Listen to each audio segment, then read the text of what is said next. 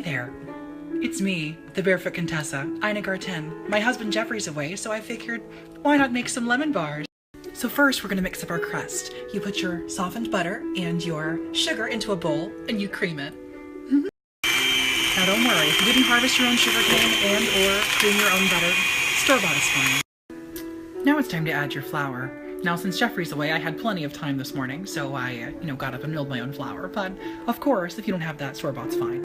Now I just need to grab the salt that I mined myself last year on vacation in the salt mines. But if you don't have that, you guessed it, store-bought's fine. Now we're going to add the rest of the flour to this mixture, and then we're going to cream it all together into a nice dough. It's going to be so delicious. I can't wait to show it off. Then the next step is to painstakingly pound out the dough into this wonderful crust. The crust has to chill in the freezer for half an hour. Somewhere in the freezer for half an hour. And then while that's chilling, start mixing up your next crust because you're sadistic and did this to yourself. Now when you do this correctly, like I didn't do the first time, you should end up with a ball of dough that you then press out into a crust. Now I didn't show this the first time, but this is my patented smoothing technique. You take your fist and you just push it in there real good. Now the thing about patting out a crust is you gotta pace yourself and you got to have patience because it takes a long time and you can't buy one at the store. Now that both of your crusts are chilling, take a moment to clean up the kitchen and think about all the mistakes you've made that have led you to this point.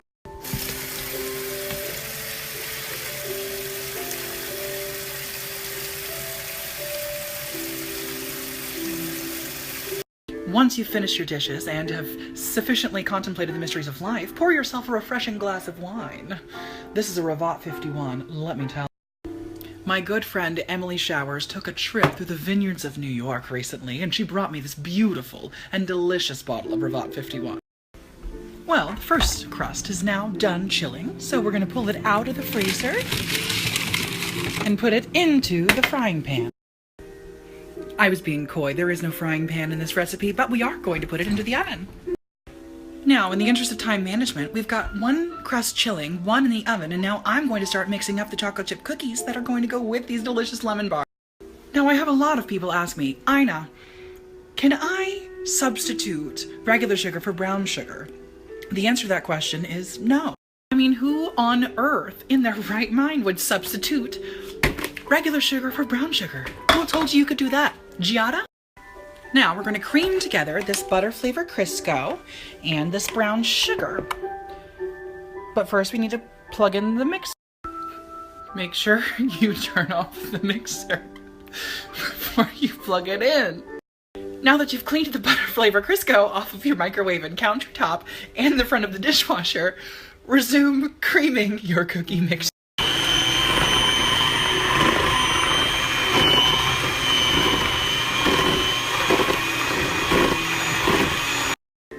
Now make sure that you add 2 tablespoons of pure Mexican vanilla. I got mine off of my gardener. His name is Paul Uriola, and he's so sweet.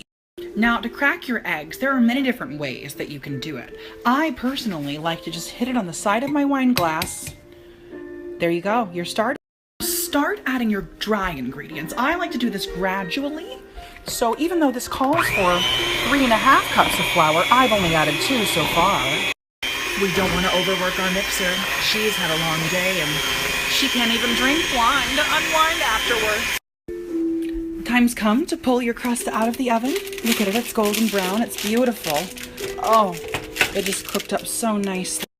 Now to let it cool, you want to raise it. You want to put it on this wire rack and let it sit like that. I couldn't tell you why, it's just pretentious and I put it in my recipe. Now rinse and repeat.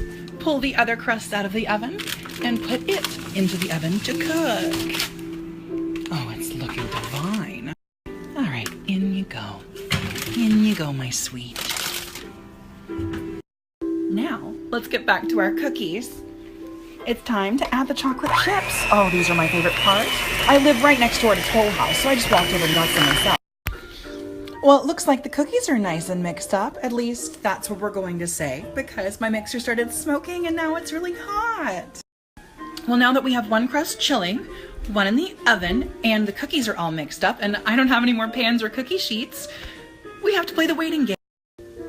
Sometimes it's just nice to take a breather with your cat and a glass of wine and some nice soft jazz.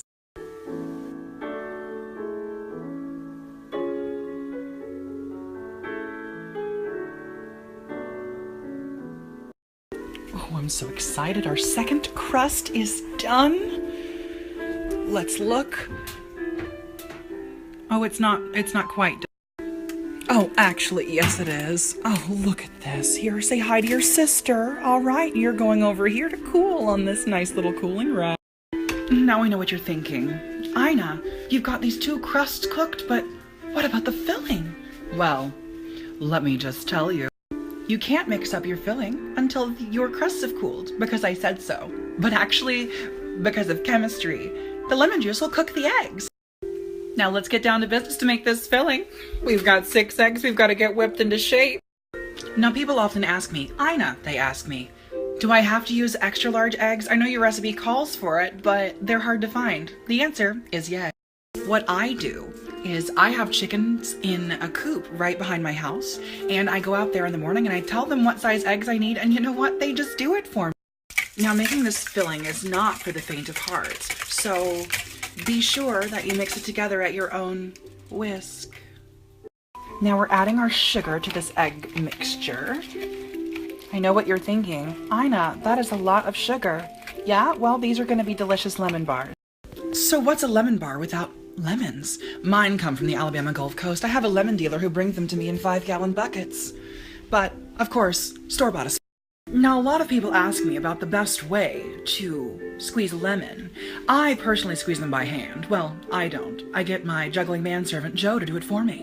Now that we've added all of the ingredients to our beautiful, beautiful lemon filling, it's time for the wedding of this lovely man and this beautiful woman.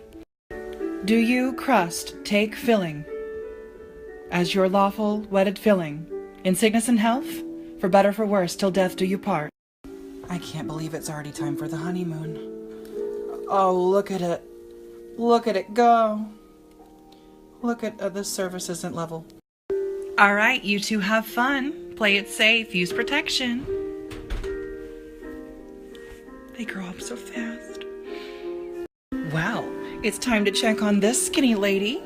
Oh, it seems like she's nice and cool. You know what that means. Time to get whiskey. All right, kids, get in the car. Oh, this is a lot harder to do with one hand than I thought. All right, let's get down to business to whisk the eggs. All right, the next step is to just dump all this shit in here because it's after midnight and, well, we don't have time for this anymore. Why did I do this? Alrighty, let's see here. All right, now that we're sure that we have our crust on a level surface, we can start the union between this lovely filling. Oh, look at it go. That just looks so delicious. Oh, I can't wait to eat these lemon bars. Oh, that's a lot. Now you might be asking yourself, Ina, why does that side have a foam on the top and that side doesn't? Well, honestly, I don't know. No, a lot of people ask me, Ina, what do I do if accidents happen in the kitchen? Well, I wouldn't know because that never happens to me. But today I decided to simulate what would happen if an accident were to occur. So let's say, for instance, that there's lemon bark coming out of the bottom of your oven. You might have a problem. I'm not sure what happened here, but we're just gonna.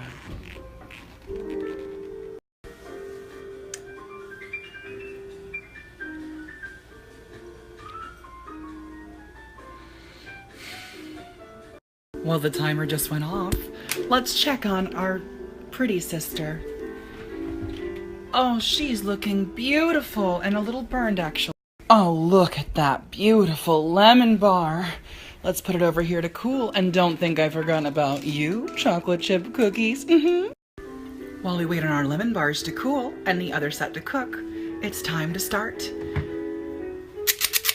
scooping our cookies.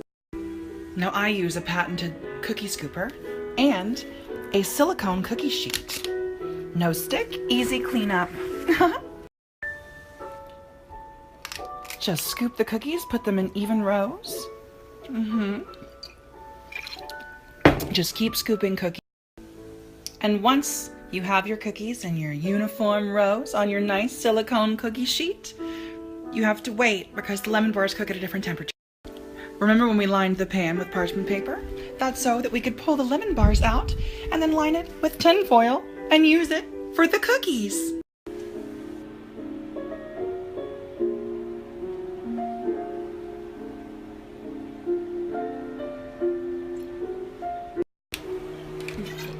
Now that your lemon bars have cooled, it's time to start slicing them into squares.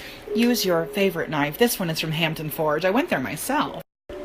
Now that we have our lemon bars sliced, it's time to present them. Get yourself a nice patterned tray. I got this one when I was browsing the bazaars of Morocco. Now you've got to make yourself a nice base for your bottom layer. It's got to be strong enough to hold up the weight of the rest of the lemon bars. A power bottom, if you will.